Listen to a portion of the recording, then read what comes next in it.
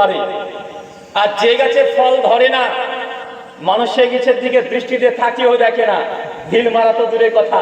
তাই নাস্তিকরাও জানে যে গোটা বিশ্ব জগতে যতগুলো ইসলাম মতবাদ ধর্ম রিলিজিয়ান আছে, কোনো ধর্মে তাদের কোনো প্রবলেম নেই।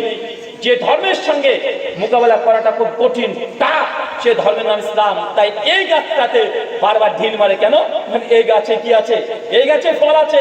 তারা জানে যে হিন্দু ধর্মের সমালোচনা করে লাভ নেই, খ্রিস্ট ধর্মের সমালোচনা করে লাভ নেই, এর ধর্মের সমালোচনা আমরা কি করব? নিজেরাই তো নিজের ধর্মকে বিশ্বাস করে না। আপনি হিন্দু দাদাদেরকে বলবেন যে দাদা বলেন তো আপনার ভগবান কে? বলবে শ্রীকৃষ্ণ। বলছে শ্রীকৃষ্ণ? শুনেছিলাম তিনি নাকি রাধারানী তার মামি ছিল, তার সঙ্গে নাকি প্রেম করেছে। ওই হিন্দু ছেলেটা হাসবে আর বলবে আরে আমরাও জানি যেগুলো করেছে, কৃষ্ণ করলে লীলা, আমরা করলেই গিলা। ভাই বলে কি বলে না কথা বলেন? তার মানে তারা নিজেদের ধর্মের যে সমস্যাগুলো তারা জানে, নিজেদের ধর্মের প্রবলেম ত্রুটিগুলো তারা বুঝে, তার জন্য তাদের সচেতন করার জরুরত নেই, কারণ তারা নিজেরাই স্বীকার করে নেয়। খ্রিস্টানদের ধর্ম বিশ্বাস যে জিজাস ক্রাইস্ট তিনি হচ্ছেন ঈশ্বর, তিনি হচ্ছেন ভগবান। তাদেরকে প্রশ্ন করেন যে ভাইজান 25শে ডিসেম্বর এই দিনে দেখি যীশু খ্রিস্টের আপনারা সেলিব্রেশন পালন করেন, বড়দিন পালন করেন। আচ্ছা বলেন তো যীশু খ্রিস্টকে বলবে ঈশ্বরের পুত্র বা ঈশ্বর তিনি ছিলেন। ওকে জিজ্ঞাসা করেন যে যীশু খ্রিস্টকে ছবিতে দেখছি যে তার হাতে আর পায়ে পেরেক মারা হাঙা আছে, কেন? বলবে আজ থেকে 2000 বছর আগে জিজাস ক্রাইস্টকে ইহুদিরা জোর করে বেঁধে তার হাতে আর পায়ে পেরেক মেরে মারতে মারতে মারতে মারতে মেরে ফেলেছে। প্রশ্ন করেন ভাইজান আপনি বললেন যীশু হচ্ছে ঈশ্বর, আর ঈশ্বরকে মেরে ফেলেছে কে? কথা বলেন। ইহুদি। খ্রিস্টানদের ঈশ্বরকে মেরে ফেলেছে কে? মার্ডার কে করেছে? ইহুদিরা। চিন্তা করছেন এ কেমন ঈশ্বর? যে মানুষটাকে গাছের শিকড়ে বেঁধে একদম বেধরে পেটাতে পেটাতে পেটাতে বেচারাকে মেরে ফেলেছে, ঈশ্বর নাকি মারা গেছে। এখন বলেন তো এই ধর্মের সমালোচনা করে কি পাবে মানুষ? কি পাবে? কিন্তু একটাই টার্গেট, যে না ইসলাম হচ্ছে এমন একটা জীবন ব্যবস্থা, ইসলাম হচ্ছে এমন মতবাদ দিয়েছে, ইসলাম হচ্ছে কমপ্লিট কোড অফ লাইফ। কারণ ইসলামের শুরু থেকে শেষ পর্যন্ত শুধু জান্নাত আর জাহান্নাম নয়, ইসলাম একটা মানুষ জন্মের আগে থেকে শুরু করে মৃত্যুর পর পর্যন্ত কি আছে সমস্ত কিছু বলা হয়। পৃথিবীর অন্য কোনো ধর্ম নেই যে ইসলামের অত্যন্ত সূক্ষ্ম সূক্ষ্ম পয়েন্টগুলো উপস্থাপন করে। আচ্ছা যখন কলকাতাতে আপনারা যান, বহরমপুরে যান, দেখবেন অনেকগুলো পুলিশ আছে। কলকাতা পুলিশ আছে না ভাই যান, স্পেশাল ফোর্স। কেন? কারণ তারা রাস্তাকে নিয়ন্ত্রণ করে, তারা ট্রাফিক পুলিশ আছে না? নাই আছে তো। আজকে 1500 বছর পরে মানুষ এসে বুঝছে যে রাস্তাকে পরিচালনা করার জন্য ট্রাফিক পুলিশ লাগবে, কিন্তু আজ থেকে 1400 বছর আগে আমাদের নবী মুহাম্মদ সাল্লাল্লাহু আলাইহি সাল্লাম যিনি জন্মগ্রহণ করেছিলেন মরুভূমিতে, রাস্তা তো দূর কি বাপ, মানে কোনো ভালো একটা রাস্তাই ছিল না, শুধু মরুভূমি আর মরুভূমি, খেজুর গাছ আর উট ছাড়া সে মরুভূমিতে কিছুই ছিল না। কিন্তু আল্লাহর নবী 1400 বছর আগে ট্রাফিক আইন কিভাবে করতে হবে তিনি জ্বলন্ত দৃষ্টান্ত দিয়ে গেছেন। সহিহ বুখারী, ইমাম বুখারী কিতাবের আদাবুল মুফরাদ 976 নম্বর হাদিস। আল্লাহ নবী বসে আছেন, হঠাৎ করে চিৎকার দিয়ে সাহাবীকে বলছে, যে সাহাবীদেরকে চিৎকার করে বলছে খবরদার লা জালাসা তারিক, তোমরা কেউ রাস্তার মধ্যে বসবে না, রাস্তাতে কেউ বসবে না। সাহাবীরা অবাক, ইয়া রাসূলুল্লাহ রাস্তায় তোমাদের বসতেই হয়? রাস্তায় ব্যবসা বাণিজ্য আদান প্রদান লেনদেন সবকিছু করতে হয়, যদি রাস্তায় বসাকে যদি আপনি হারাম করে দেন, নিষিদ্ধ করে দেন, এটা আমাদের জন্য কঠিন হয়ে যাবে, খুব টাফ হয়ে যাবে। আল্লাহ নবী একটু সহজ করে বলেন। আল্লাহ নবী যখন বলছেন রাস্তাতে বসবে না, বসতে যদি চাও রাস্তার হক, রাস্তার আইন নীতিমালা এটাকে মেনটেন করে চলো। সাহাবীরা বলছে রাস্তার হক হয় নাকি? রাস্তার হক কিভাবে বুঝবো রে বাবা? স্বামীর প্রতি স্ত্রীর হক আছে এটা বুঝি, যেই মানের আপনি খাবেন স্ত্রীকে সেই মানের খাওয়াবেন, স্ত্রীকে পোশাক দিতে হবে, স্ত্রীকে নিয়ন্ত্রণের মধ্যে রাখতে হবে, এটা স্বামীর প্রতি স্ত্রীর হক, এটা তো আমরা জানি। একজন বাপের প্রতি সন্তানের হক আছে, এটা আমরা জানি। সন্তানের প্রতি বাবার হক আছে, এটাও জানি। প্রতিবেশীর হক আছে, আত্মীয় স্বজনের হক আছে। রাস্তা তো জড় পদার্থ, ইট ঢেল পাথর এগুলো দিয়ে তৈরি। রাস্তার আবার হক কি? আল্লাহ তুমি রাস্তার 20খানা আইন বলেছে, ল বলেছে, যেটাকে আমরা আমাদের ভাষায় বলি সুন্নাহ। কি বলি কথা বলেন? আমরা কি বলি? সুন্নাহ। আরে যেটাই সুন্নাহ সেটাই বর্তমান আধুনিক মডার্ন আইন অনুযায়ী সে হচ্ছে ল। আল্লাহ বলছেন রাস্তাতে বসবে না, বসতে যদি চাও রাস্তার হক রক্ষা করো। প্রথম রাস্তাতে চলাচল করার সময় যদি কোনো ক্ষতিকর পদার্থ, কোনো বস্তু যদি পড়ে থাকে রাস্তা থেকে সরিয়ে দাও। ভাই বলেন তো একজন ট্রাফিক পুলিশের কাজ কি? কি কাজ? রাস্তাকে পরিষ্কার পরিচ্ছন্ন রাখা না, রাস্তা যেন জ্যামজট না হয়ে যায়। নবী বলছে রাস্তাতে কোনো মানুষের ক্ষতি করে এমন কোনো পদার্থ যেন পড়ে না থাকে। আজকে 2025 সাল আসার পরে আধুনিক বিশ্ব বুঝতে পারছে যে না, রাস্তার জন্য কিছু আইন তৈরি করা দরকার।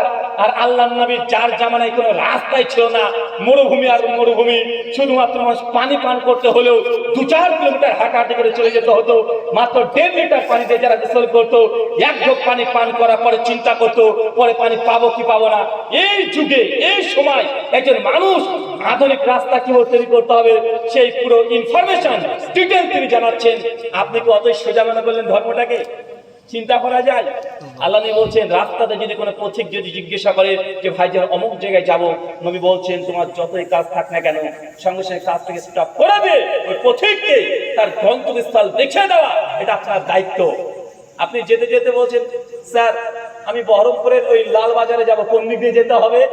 ইসলাম 1400 বছর আগে আল্লাহ নবী বলছেন কোন পথিক যদি তোমাকে রাস্তা জিজ্ঞাসা করে যে অমুক জায়গায় যাবো, আল্লাহ নবী বলছে তোমার কাজকে স্টপ করে দাও আর সেই পথিকের গন্তব্য স্থান কোথায় সেটা ভালো করে বুঝিয়ে দাও। এটা রাস্তার হক। আল্লাহ নবী বলছেন রাস্তায় বসো না, বসতে যদি চাও তো রাস্তার হক রক্ষা করো। আল্লাহ নবীকে সাহাবীদেরকে বলছেন কোন মানুষ যদি রাস্তার তার বোঝাটা ভারী হয়ে যায় তাহলে সে বোঝাটাকে হালকা করে দাও, এটা রাস্তার হক। যদি রক্ষা করতে না পারেন রাস্তাতে আপনার চলাচল বৈধ নাই, অবৈধ রাস্তা। কোনো ব্যক্তির বোঝা হালকা করা বুঝেন, মানে রাস্তাতে যাচ্ছেন হঠাৎ করে দেখছেন একজন রিক্সাওয়ালা, ভ্যানওয়ালা, টুকটিওয়ালা গাড়িটা অ্যাক্সিডেন্ট করে উল্টে পড়ে গেছে, বা পাটের বোঝাটা নিয়ে একজন বয়স্ক চাচা বৃদ্ধ ব্যক্তি সে উল্টে পড়ে আছে, আপনি গিয়ে পাশ দিয়ে হেঁটে চলে যাবেন, এটা ইসলাম নয়। আপনার প্রথম কাজ গিয়ে ওই ব্যক্তির সাইকেলটাকে তুলে দেওয়া। রাস্তায় যাচ্ছেন একটা ভ্যান, একটা রিক্সা চালক গর্তে পড়ে গেছে, আপনার প্রথম কাজ মোটরসাইকেলকে থামিয়ে দিয়ে খেলা দিয়ে তার গাড়িটাকে সমতল ভূমিতে তুলে দেওয়া, এটা রাস্তার হক। যদি রক্ষা না করে আপনার এই রাস্তায় চলাচল জায়েজ না, এটা হচ্ছে ইসলাম। চিন্তা করতে পারছেন যে রাস্তার হকের কথা বলছে 1400 বছর আগেকার কথা। আমি আপনাকে বুঝাতে পারছি না যে আপনি আধুনিক যুগে এই মডার্ন এআই এর যুগে এসে এই কথাগুলো মূল্যায়ন করতে পারবেন না। কেন? সচরাচর সব কিছু দেখতে পাচ্ছেন জন্ম থেকে, তার জন্য এগুলো তো মূল্যায়ন করতে পারবেন না। ইসলামটাকে যদি দেখতে চান আজকে 1500 বছর আগেকার চোখ দিয়ে যদি আপনি দেখেন তখন বুঝতে পারবেন যে আল্লাহ নবী তিনি যে কথাগুলো বলেছে 2000 বছর পর সবগুলো বাস্তবে রূপ আইন আসছে না। কথা বলেন এটা ইসলাম। কেন এমন কোন সেক্টর নেই যে ইসলাম কথা বলেনি। কাফেররা সেই সময় বলতো যে কি নবী রে বাবা, এমন নবী যে কিভাবে হাগুমুতু করতে হয় সেটাও শিখিয়ে দেয়। মানে তাদের কাছে একটা আশ্চর্য মনে হতো, আরে নবী হবে বড় বড় কথা বলবে, বড় বড় বাতলিং মারবে, যেমন এদেশের নেতারা বলে। আচ্ছা না কথা বলে কাফেররা সে কেমন নবী রে বাবা, আরে কিভাবে হাগুমুতু করতে হয় এটাও শিখিয়ে দেয়। মানে আল্লাহ নবী যখন বলছেন তোমরা যখন প্রস্রাব পায়খানা করবে পশ্চিম দিকে মুখ করবে না, মানে কিবলার দিকে মুখ অথবা পেছন করবে না।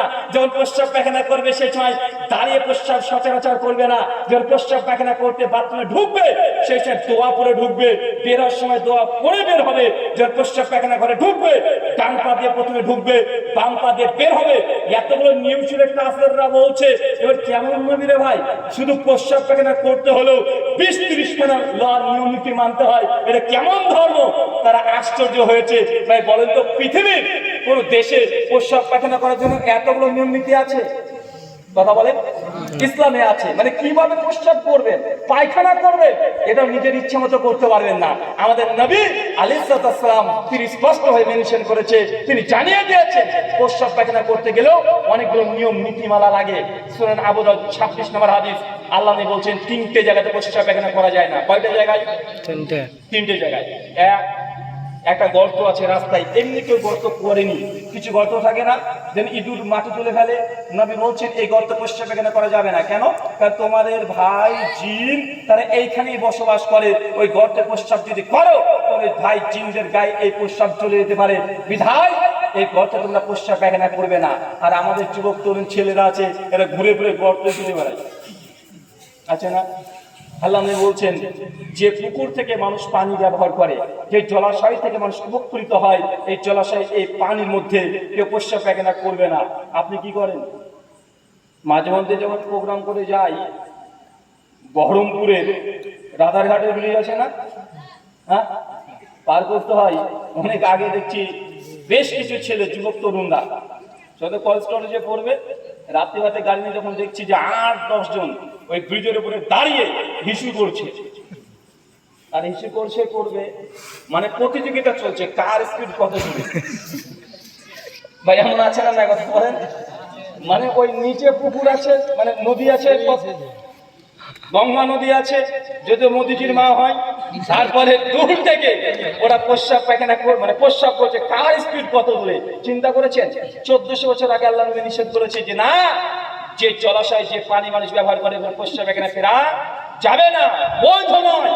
আর যে গাছের নিচে মানুষ উপকৃত হয়, যে গাছ মানুষ ব্যবহার করে, মাঠে ক্ষেত খামারে দেখবেন একটা বাবলা গাছ আছে, মানুষ সারাদিন কাজকর্ম করে এসে দুপুর বেলা একটু রেস্ট নেয়, অথবা কোনো জল খাবার খেতে হলে, খাওয়া দাওয়া করতে হলে গাছের নিচে এসে কিছুক্ষণ বিশ্রাম নিয়ে আশ্রয় নিয়ে খাওয়া দাওয়া করে। আল্লাহ নবী 1400 বছর আগে বলছেন, খবরদার যে গাছ থেকে মানুষ ছায়া ব্যবহার করে, এই গাছের নিচে কেউ প্রস্রাব পায়খানা ফিরবে না। চিন্তা করে দেখেন, মরুভূমিতে বাস করে একজন মানুষ, যারা পানির জন্য ছটফট করে, এই মানুষটা 1400 বছর আগে এই আইনগুলো দিয়ে যাচ্ছে। এই ধর্মটাকে আপনি যেমন তেমন মনে করছেন?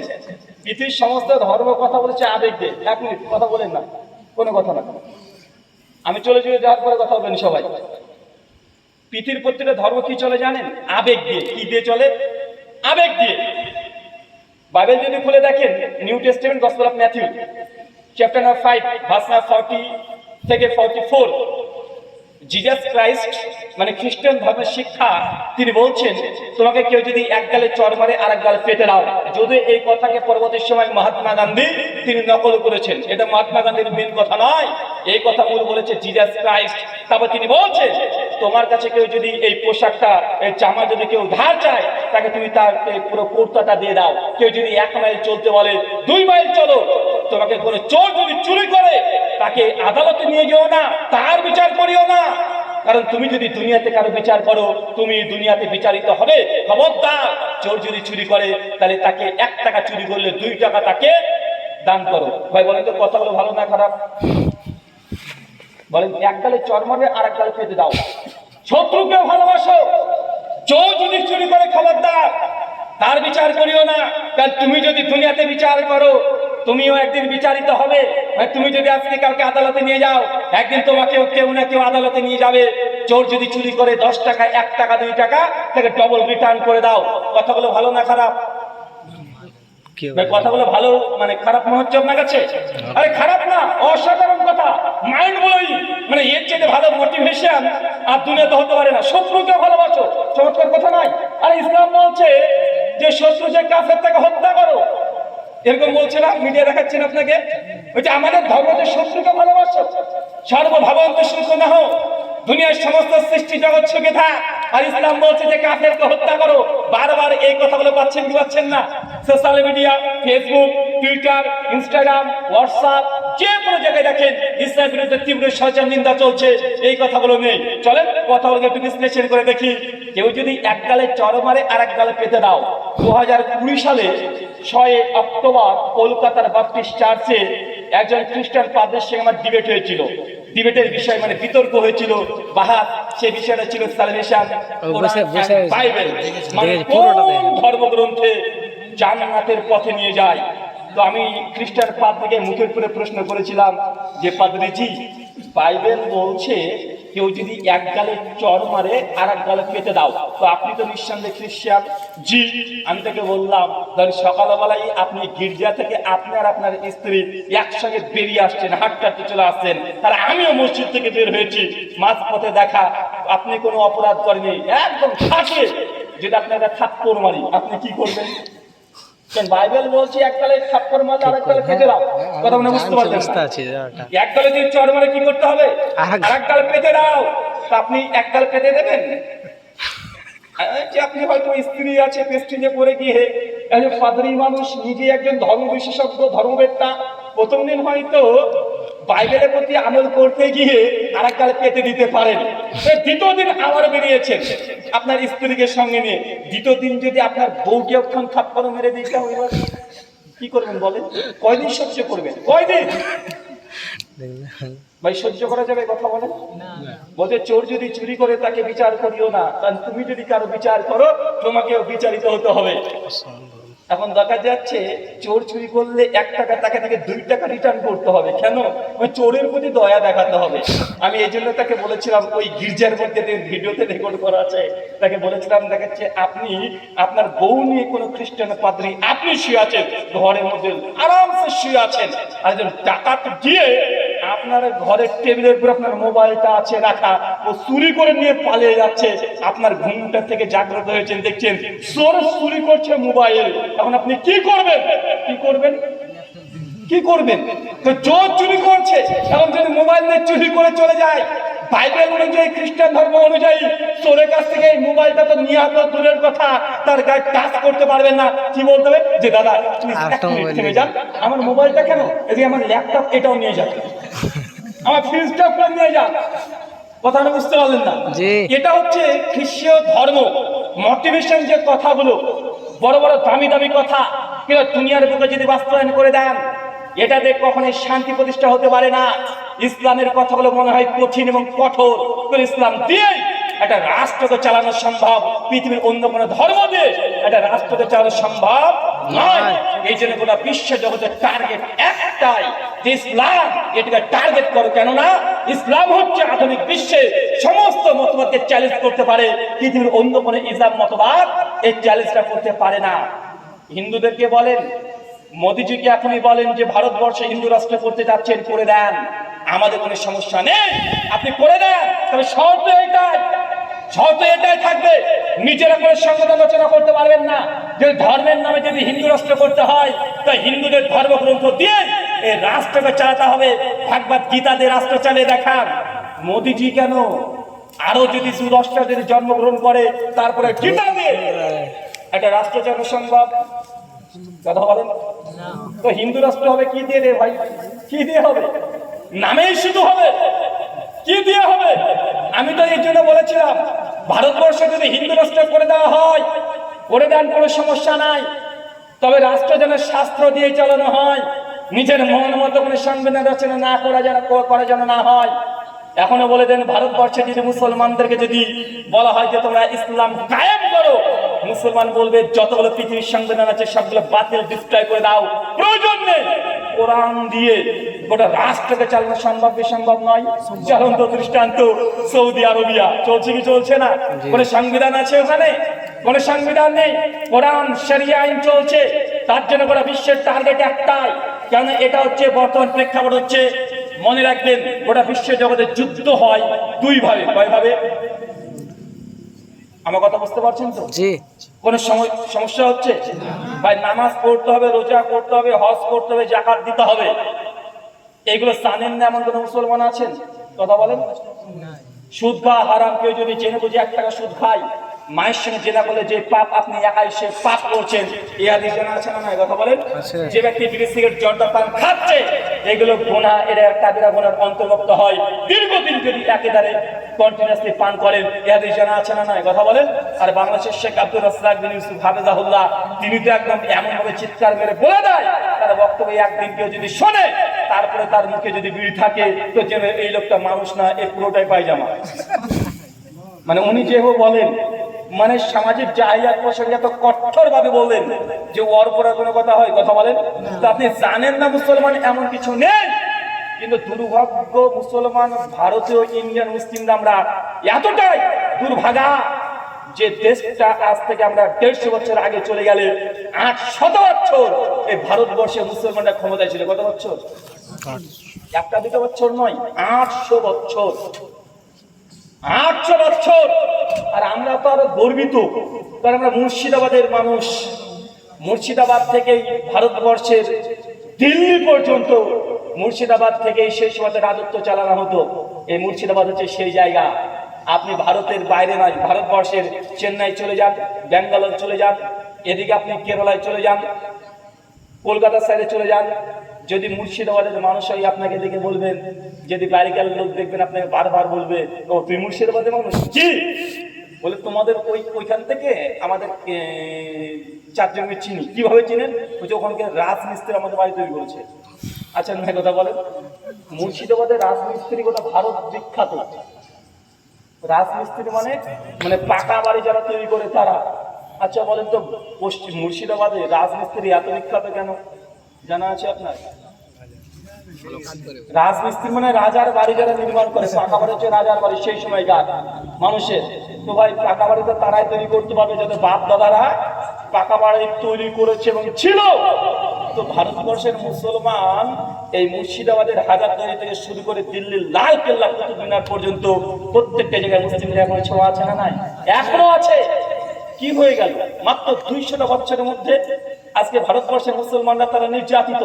নিজে মুসলমান বলতে আজকে ভয় পায়।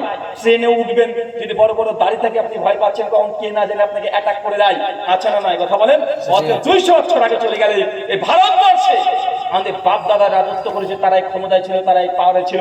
200 বছরের মধ্যে মুসলিম জাতি আজ ভারতবর্ষে নির্যাতিত, কথা বলতেও ভয় পায়। আচ্ছা না নাই? ভয় পান না আপনি? আচ্ছা কারণ কি?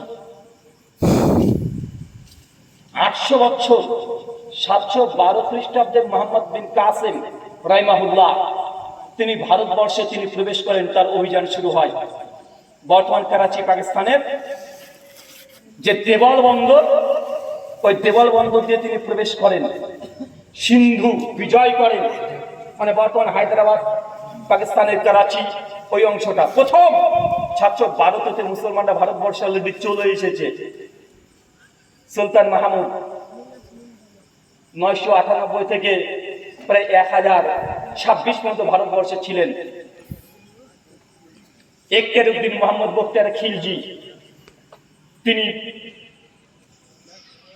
বিহার যে পাটনা অঞ্চল 1194 তিনি প্রবেশ করছেন। তারপরে আমাদের নদিয়ার মধ্যে প্রবেশ করে এই বাংলাতে তারা কার্যক্রম চালিয়ে গেছে। একটা দুইটা বছর নেই, 800 বছর মুসলিমরা ভারতবর্ষে রাজত্ব করেছে। তারপরে আমাদের মুসলমানের কাছ থেকে জোরপূর্বক ক্ষমতা কেড়ে নিয়েছে কারা, কথা বলেন? 190 বছর রাজত্ব কারা করেছে? খ্রিস্টান তথা ব্রিটিশ ইংরেজরা। কত বছর? 190 বছর। 190 বছরের পর ভারতবর্ষে হিন্দু মুসলমান সবাই মিলে যখন ব্রিটিশ বিরোধী আন্দোলন করেছেন, ইংরেজদেরকে ভারত থেকে বিতাড়িত করেছে মুসলমানরা অধিকাংশ। তারপরে মাত্র 70 বছর ক্ষমতা গিয়েছে মুশরিকদের হাতে। মাত্র 70 বছর হলো। কত বছর হলো? 70 বছর। চিন্তা করে দেখেন তো ক্ষমতা কেউ ঘুরছে বারবার। মুসলমানরা 800 বছর, খ্রিস্টানরা 190 বছর, এখন বর্তমানে হিন্দুরা আছে প্রায় 70 বছর ধরে এই ক্ষমতায় রাজত্ব করছে। আপনাকে চার প্রশ্ন, বলেন তো মুসলমানরা কত বছর ক্ষমতায় ছিল ভারতবর্ষে? 800 বছর। 800 বছর। এরপরে মুসলমানদের কাছ থেকে ক্ষমতা কারা কেড়ে নিয়েছে? ব্রিটিশ তথা ইংরেজরা। আচ্ছা, মুসলমানের কাছ থেকে ক্ষমতা যদি ইংরেজরা কেড়েই নেয়, তো ব্রিটিশ বিরোধী আন্দোলনে সবচেয়ে বড় ভূমিকা কাদের রাখার কথা? কে রাখবে? আপনি বুঝেননি মনে, আপনাকে একটা উদাহরণ দিয়ে বুঝতে পারবেন। আপনার বাড়ি, আপনার দোকান ধরেন ডাকাতি করছে, আর একজন এসে অন্য কেউ এসে দোকান ডাকাতি করছে, ছিনতাই করছে। এখন আপনার দোকান কে রক্ষা করবে? আপনি করবেন না প্রতিবেশী আগে এসে করতে যাবে? কারা করবে? আরে আপনার দোকান আপনি তো করবেন। আরে মুসলমানের কাছ থেকে ইংরেজদের ক্ষমতা নিয়েছে, তাই এই ব্রিটিশ বিরোধী আন্দোলন কারা বেশি করবে? মুসলমানরা করবে স্বাভাবিক, অন্যকে এখানে করতে আসবে না। ক্ষমতা আমার গিয়েছে, ক্ষমতা আমার কাছ থেকে গিয়েছে, তাই মরণপণ লড়াই যারা করছে তারা মুসলমানরা। তার জন্য ইন্ডিয়ান গেটে দেখবেন যতগুলো শহীদের নাম লেখা আছে তার মধ্যে সিংহভাগ 80% মুসলমানদের নাম আছে। তারপরে ভারতবর্ষের বুকে আজকে আমাদের প্রশ্ন তোলা হয় যে মুসলমান তোমরা এই দেশকে ভালোবাসো না, তোমরা দেশের জন্য কিছুই করো না। মুসলমানকে জঙ্গি, সন্ত্রাসী, আতঙ্কবাদী বলা হচ্ছে, মাদ্রাসাকে জঙ্গির আতর ঘর, সন্ত্রাসীর ঘর বলা হচ্ছে হচ্ছে না কেন? এই সব দোষ কি মোদীজির? সব যোগীর, সব অমিতের? কথা বলেন, তাদের দোষ? আরে তাদের যতটুকু আছে তো আছে, আমাদের দোষও কম নাই। আরে আমাদের দেশ দীর্ঘ 800 বছর ক্ষমতায় ছিলাম, আমরাই লড়াই করলাম, আমাদের লড়াই করার সম্পদ সম্পত্তি আমরা না নিয়ে আজকে তাদেরকে দিয়েছি। আমি এই জন্য বলেছিলাম ভুল আমরা প্রথমেই করে দিয়েছি। কোথায় ভুল করেছি জানেন? গোটা ভারতবর্ষ, যে ভারতবর্ষ আজকে দেখছেন, ভারতবর্ষ এরকম ছিল না। বর্তমান বাংলাদেশ, পাকিস্তান, আফগানিস্তান, নেপালের কিছু অংশ আর শ্রীলঙ্কার কিছু অংশ, সবগুলো মিলে একটা ইন্ডিয়া, একটা ভারতবর্ষ ছিল। মুসলমানরা এই এত বড় ভারতবর্ষকে সেই সময় রাজত্ব করেছে। যখন মুসলমানরা যখন ব্রিটিশদের সঙ্গে যুদ্ধ করে, জিহাদ করে, আজকে যারা জিহাদের কথা বলবে মিডিয়াগুলো পাগলা কুত্তার মতো উল্টাপাল্টা বলতে শুরু করে দেয়। জেনে রাখেন, ইসলামের জিহাদ ছিল বলে আজকে ভারতবর্ষে মুসলমানরা ভারতবর্ষকে ব্রিটিশদের কাছ থেকে তারা ছিনিয়ে আনতে পেরেছে। কেন? কারণ সেই সময় মুসলমানরা ইংরেজদের বিরুদ্ধে জিহাদের ফতোয়া দিয়ে তাদের সঙ্গে ঝাঁপিয়ে পড়ে ভারতবর্ষকে ব্রিটিশ বিরোধী, ব্রিটিশ মুক্ত এই ভারতবর্ষ উপহার দিয়েছে। ইসলাম যদি জিহাদ না থাকতো, ভারতবর্ষ আজকেও ইংরেজদের দালালি করতো। আজকে জিহাদকে খারাপ বলা হয় না? আরে ভাই, শেষ হয়ে ইতিহাস পড়ে দেখেন, 47-এর ইতিহাস। 1905 বঙ্গভঙ্গ, 1905-এ বঙ্গভঙ্গ হয়েছে, 1947-এর দেশ ভাগ হয়েছে। এই দুটো ইতিহাস বাংলার মুসলমান, ইন্ডিয়ান মুসলিমদেরকে জেনে রাখতে হবে। কেননা আমি যতটুকু মনে করেছি, বর্তমান মিডিয়া মুসলমানদের প্রতি যতগুলো অভিযোগ করছে, মুসলমানদেরকে বাজেট চিত্রায়িত করার জন্য যতগুলো অভিযোগ করে, এই অভিযোগগুলো আমাদেরকে নিয়ে করতে পারে না, আমাদেরকে নিয়ে করে। বর্তমানে ইন্ডিয়ান মুসলিমদের প্রতি কোনো অভিযোগ করতে পারে না। বারবার দেখবেন যখনই ইসলাম বিরোধী কোনো কথা বলতে হয়, নেতা মন্ত্রীর মুখে দেবেন একদম টকবক করে বারবার কথা ফুটে যে মুসলমান এরাই তোমাদের ভারতবর্ষকে আক্রমণ করেছে। দেখো, মোহাম্মদ বিন কাসেম ভারতবর্ষে আক্রমণ করেছে, সুলতান মাহমুদ তিনি আমাদের কাশীনাথ মন্দিরকে ধ্বংস করে দিয়েছে, সোমনাথ মন্দিরকে আক্রমণ করেছে। দেখো, অরঙ্গজেব হাজার হাজার মন্দিরকে ভেঙে, মসজিদ ভেঙে মন্দির তৈরি করে দিয়েছে। অরঙ্গজেবের চামড়া ঘুটিয়ে দেবো আমরা। কিছু কিছু নেতা মন্ত্রীকে বলতে শুনছেন না? পাচ্ছেন কি পাচ্ছেন না? এটা খুব সহজ বিষয়, খুব সহজ ব্রেন ওয়াশ করা। কারণ যারা আপনার ইতিহাস কম বেশি করেছেন তারাও জানেন কি জানেন না, যে মুসলমানরা ভারতে এসেছে, মোহাম্মদ বিন কাসেম ভারতকে আক্রমণ করেছে। এখন তারা যদি তাদের ধর্মের মানুষের কাছে, হিন্দুদের কাছে যদি কেউ গিয়ে প্রচার করে যে দেখো তোমরা ইতিহাসে পড়োনি যে মুসলমানরা আরব থেকে এসে ভারতবর্ষে আক্রমণ করলো, এই যে সোমনাথ মন্দির ধ্বংস করেছে কে ধ্বংস করেছে?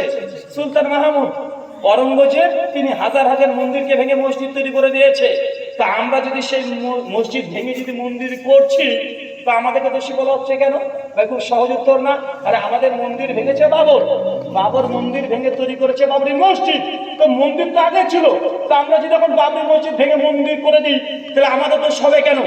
এটা খুব সহজ হিসাব না তাদের কাছে, খুবই সহজ হিসাব। মুসলমানরা কেন ভারতবর্ষে কেন আক্রমণ করলো? ইসলামী ইতিহাসে লেখা আছে, হ্যাঁ মুসলমানরা ভারতবর্ষে আক্রমণ করেছে।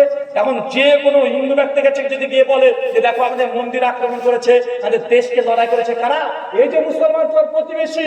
এখন বলেন দেশে আমার প্রতিরাগ করবে কি করবে না? করবে না? করবে। তাহলে খুব সহজেই করবে। ইতিহাসকে বিকৃত করা হচ্ছে, ভারতবর্ষের ইতিহাসকে। আচ্ছা, আমি আগে বলেছি নামাজ, হজ, যাকাত আলোচনা শুনেছে, ইউটিউবে যান, বাংলাতে লিখবেন ব্রাদার আবুল হোসেন যে আমলে জান্নাতে ঘর পাওয়া যায়, 1.5 ঘন্টার আলোচনা আছে। লিখবেন ব্রাদার আবুল হোসেন যে আমলের ফেরেশতারা দোয়া করে, প্রায় 15খানা আমলের কথা বলেছি। কমপক্ষে 100-র অধিক আমলগত আলোচনা, ফাজাইলের উপর আলোচনা আছে।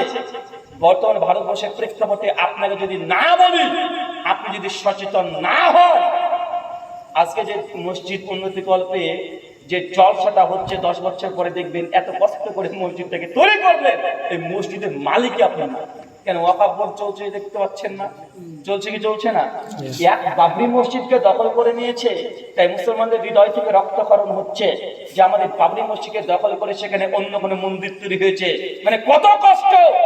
আপনি ওয়াকফ বোর্ড যে কি, এটা আপনি এখনো বুঝতেই পারেননি। যদি বুঝতে পারতেন, এখন স্থির থাকা সম্ভব নয়। একটা বাবরি মসজিদ নিয়েছে এতদিন লড়াই করার পরে, ওয়াকফ বোর্ড এটা এক বিল ছিল, এখন এক হয়ে গেছে। এটা পাস হয়ে গেছে, এটা যে স্থায়ী হয়ে যায় কি হবে জানেন? ভারতবর্ষের লক্ষ লক্ষ মসজিদ, লাখ লাখ মাদ্রাসা, কবরস্থান রাতারাতি মুসলমানরা মালিকানাধীন হারিয়ে ফেলবে। কথা মনে বুঝতে পারেননি? 20 বছর 30 বছর লড়াই করে একটা মসজিদ নিয়েছে।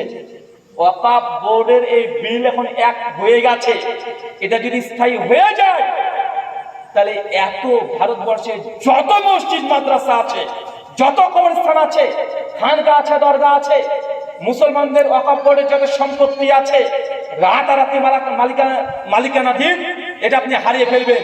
মানে কলমের খোঁচা খুব বড় জায়গায় তারা মারতে চাচ্ছে। কেন জানেন? আচ্ছা বলেন তো, একটা মসজিদ বা মুসলমানদের সম্পত্তি আছে, যে সময় ধরেন বাবর, শাহজালাল, অরঙ্গজেব সেই সময় তো ওয়াকফ করে গেছে, মানে আপনার বাপের বাপের বাপের 4 পুরুষ আগে, প্রায় 300 বছর আগে, সেই সময়কার কাগজপত্র আপনার 14 গোষ্ঠী দেখাতে পারবে? সম্ভব? কথা বলেন তো। 100 বছর আগের কাগজপত্র তো নয়। আপনাকে এখন যদি বলা হয় 1905 যখন বঙ্গভঙ্গ হয়েছে, 1905-এ, মানে পূর্ব বাংলা মানে বাংলাদেশ আর পশ্চিম বাংলা মানে আমাদের ইন্ডিয়ার যে অংশ, বঙ্গভঙ্গ হয়েছে, স্বদেশী আন্দোলন সেই সময় হয়েছে। তো বঙ্গভঙ্গের সময় একটা জমি দলিল দেওয়া হতো, আপনি পারবেন দিতে? এখন মুসলিমদের যতগুলো সম্পত্তি আছে ভারতবর্ষে, এই সম্পত্তি যদি মুসলমানরা যদি তারা পেয়ে যায়, জেনে রাখবেন ভারতবর্ষের 5 ভাগের মধ্যে 2 ভাগের সম্পত্তির মালিক তারাই। আমাদের ইন্ডিয়ার সবচেয়ে ধনী ব্যক্তি কি? নাম কি? মুকেশ আম্বানি। আম্বানি পরিবার না? তার বাড়ি করেছে, বাড়িটা দেখেছেন? হেলিপ্যাড কয়টার নামে? হেলিপ্যাড মানে হেলিকপ্টার নামতে পারে ছাদের উপরে, চিন্তা করা যায়? কোটি কোটি টাকা খরচ করে।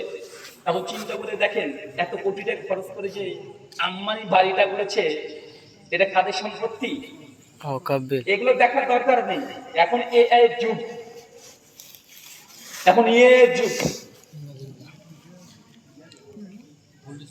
कोई जनरेटर को है